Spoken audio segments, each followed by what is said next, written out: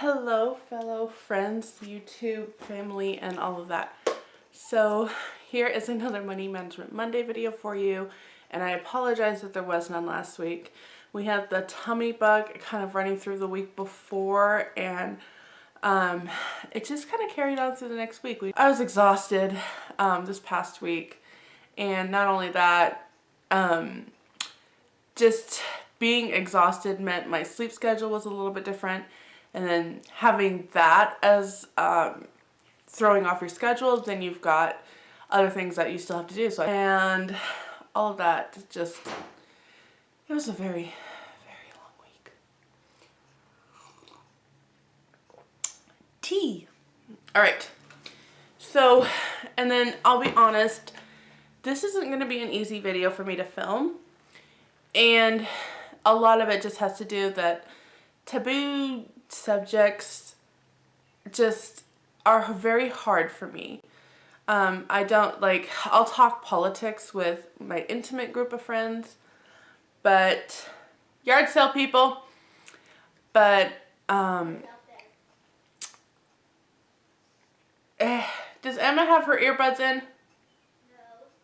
Yard sale people are here. But like talking broadly is a little bit more, I'm a little bit more reserved. Just, I don't like to offend anybody, even if it is my beliefs. I mean, there's some people that you're just going to offend no matter what, but I don't deliberately seek out trying to offend anyone. I have seen way too many times people take that verse that says, speak the truth in love, and go too far with it. So anyway, all that to say, this isn't a political post, but it is more of a sensitive taboo topic. So forewarned before we get into today's video. So today we're going to be talking about what I'm doing to prepare for my death. There's a bomb drop. But here's the thing, you know, in the past, I would say even just in the past 5 years, I have really seen a lot in my little circle. Now that I have become a little bit more, now that I have seen a lot more of the YouTube world and just social media in general, so Instagram being a part of that community, I have seen a lot of deaths in just going around, and a lot of scares, and a lot of the women that I grew up knowing just wake up one day and realize that it's, you know, they're on the last leg of their journey. And I have never been one to like fear death itself, but I am such a planner in the sense that I think about the things that, okay, if I'm gone, what is going to need to be in place so that my family can function, my family can go forward, and all of that. And I would even say in this last year, COVID was really hard for a lot of people, but for me and my family, it was even harder because a lot of people close to us died of natural causes, cancer, stroke, unexplained things that just, for me personally, I'm thinking of 2 women that I knew that, one told her husband, take the kids for a walk. I have a shooting migraine. I just need to lay down for a bit. And they came home and she was dead. Someone on social media, she was making coffee and she died. And they were just, you know, those things that they just happen. But all of these things, everybody remembers Andrea Mills, especially these past, I want to say since January, because this is something that I've been trying to figure out how to do since January. I want, you know, people talk about leaving a legacy, and I do, but I want to do it in a different way. So how does that work with our Money Management Mondays, right? When I was talking to my husband and I was presenting to him some of the concerns I was having, one of the things that we don't have is life insurance. And some of that is just we can't afford it right now. I kept thinking, there's other ways of being prepared that I can do for you. So for my husband and I, it's like writing a living will, or living, it's not a living testament, I think is what it's called. So we have that, and we have papers in place so that if something happens to us, my family can take the kids and all of that. So we have certain things, but I was talking to my husband, if something happens to me, if we have a good system in place, because my husband's going to have to go back to work, we're going to need some kind of system in place so that things can function and kind of go as smoothly as possible during that time. And I have felt this really heavy in my heart and in my mind lately. So, one of the things that I did was Erin Condren, this isn't a plug, but Erin Condren gave me birthday bucks. And so this is an Erin Condren notebook, and it's a grid dot. Isn't it beautiful?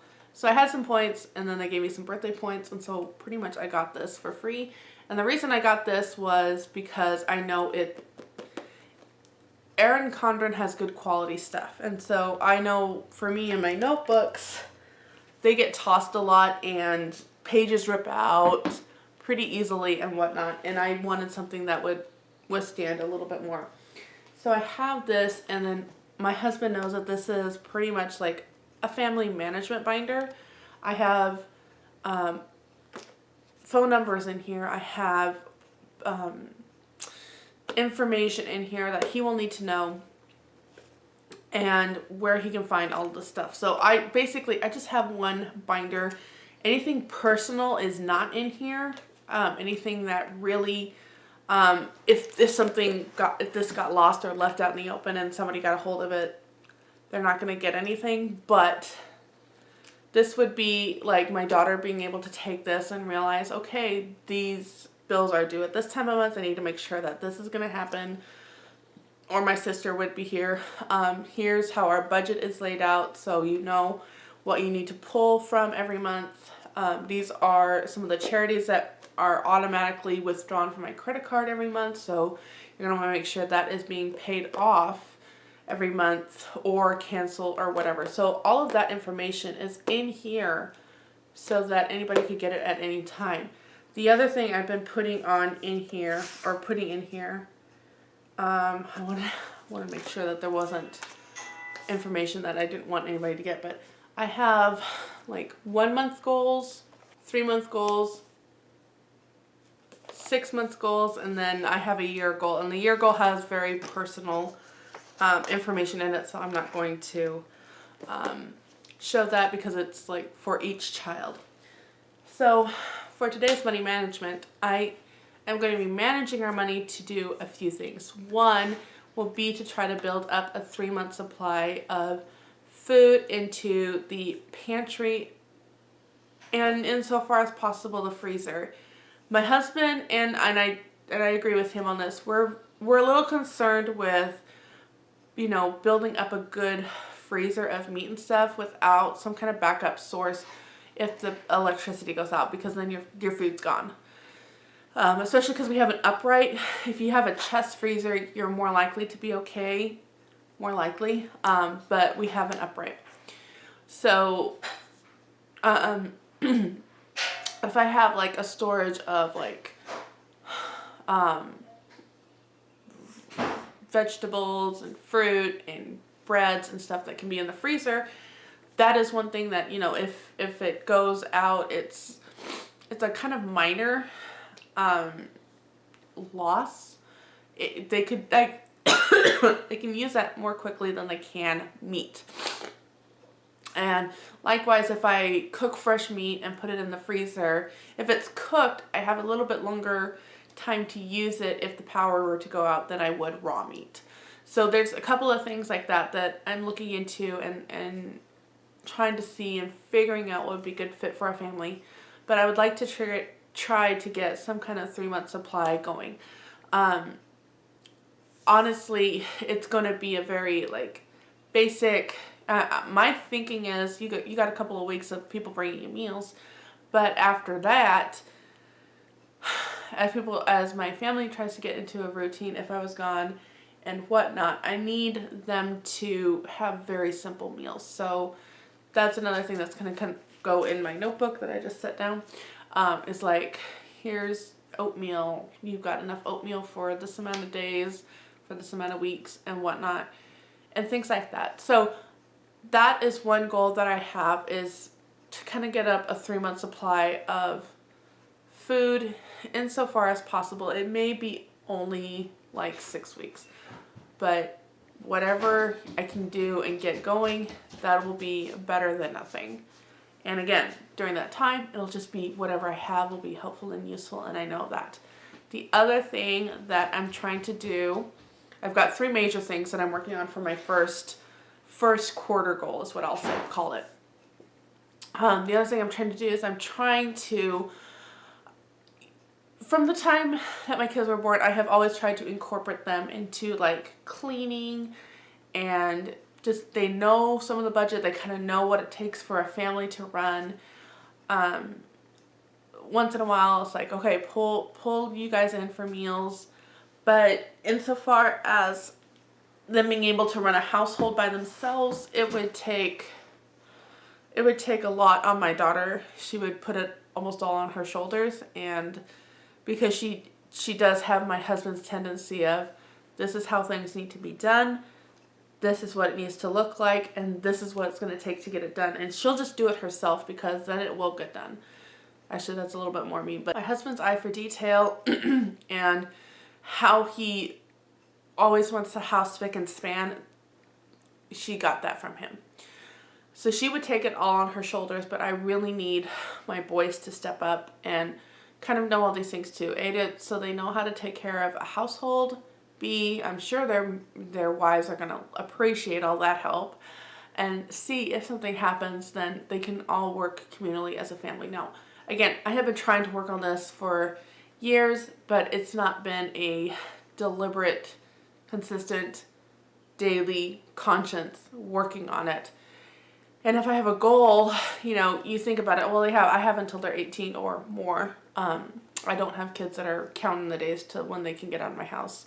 But if I have, I always have that, okay, I have till they're 18 to kind of get this going in place.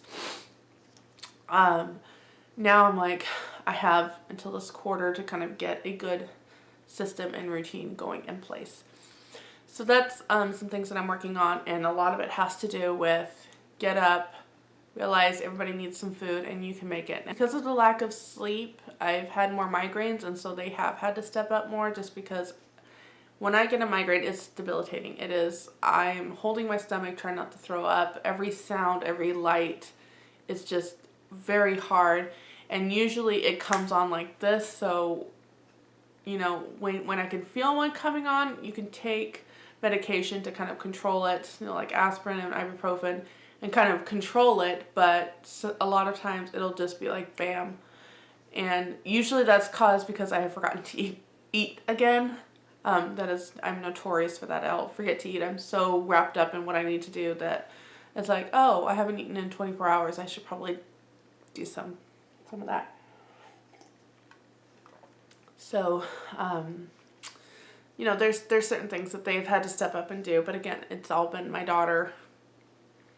And I need more people in here kind of using that community effort of whatnot. And again, it's not just me going to be sitting on the couch barking out orders. It's going to be me working alongside and them giving suggestions and me listening and all that kind of stuff. So building up our pantry supply, getting the kids to where if I was gone, they could run the household smoothly.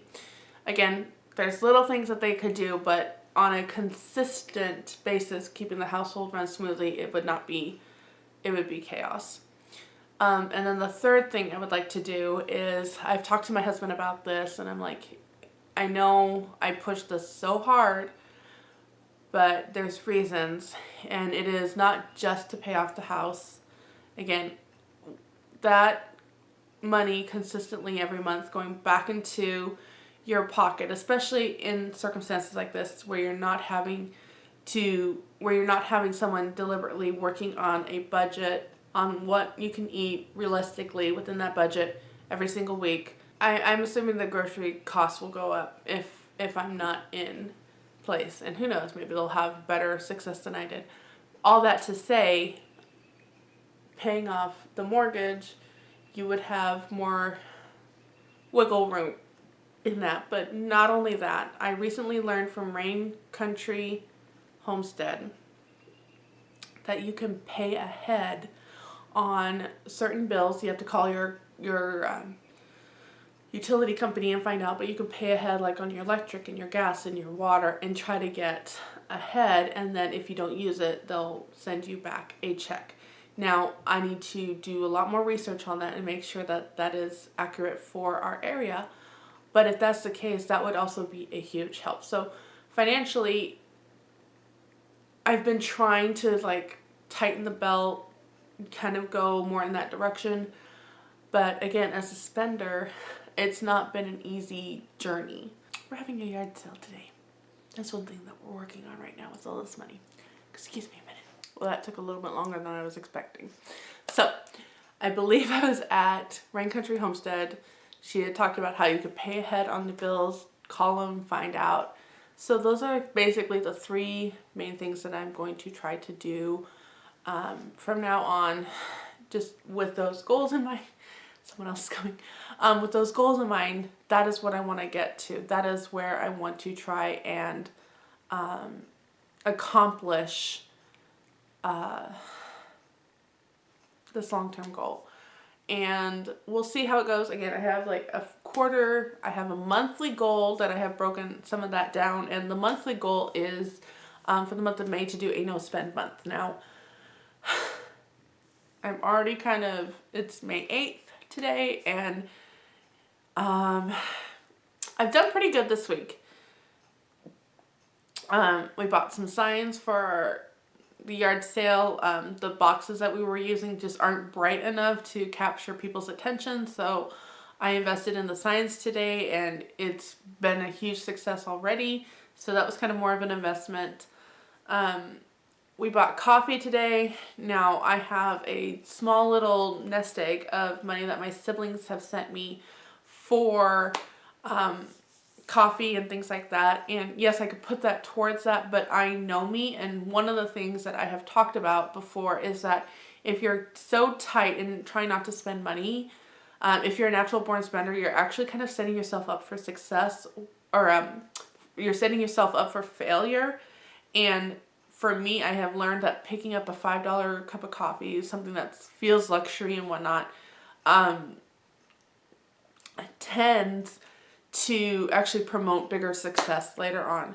And then again, you're just working these small habits into larger habits. So pretty much that is the only thing I can think of that I have really purchased. And then I purchased 2 dresses off of Amazon that my girls could wear. They were matching ones, and we did that.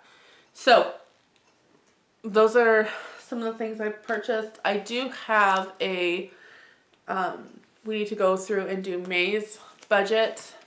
I'm going to show right now. There is no money here because I was paying off credit card bills this month with some of the stuff that I purchased in April. Like when my family was here, we had pizza a couple times. I had a migraine one day and we did pizza, and then we had our dental stuff and I did pizza. And we had some dental work, so I had to pay for all of that. And so all of that money that I earned basically just paid all of that off. My husband ordered some parts for our car and whatnot. And so that pretty much all went into it, as well as pulling from savings. Now, I have not shared our savings amount with you. That I think I'm going to leave personal, and I'm just going to leave the savings as our own information. You can build up your savings and use it to the best of your abilities. You can follow the Dave Ramsey, which is like if something were to happen to you, you have 3 to 6 months of expenses kind of lined up and paid for. If you're trying to save for a down payment on a house, that could be your savings. I mean, there's an endless amount.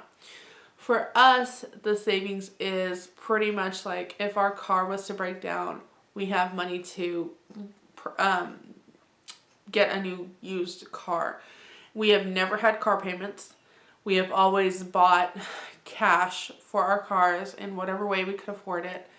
And so that's something to kind of think about and consider when you are putting money aside for your savings. However, one of the things that I want to start doing is if I pull money for savings, I'm going to start recording that.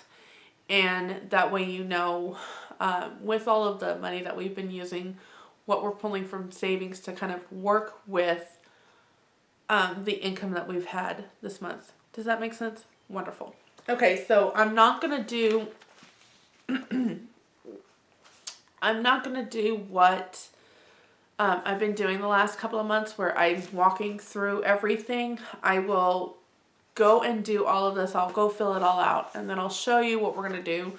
I've kind of talked about some of these goals that we have. I highly recommend getting a accountability partner.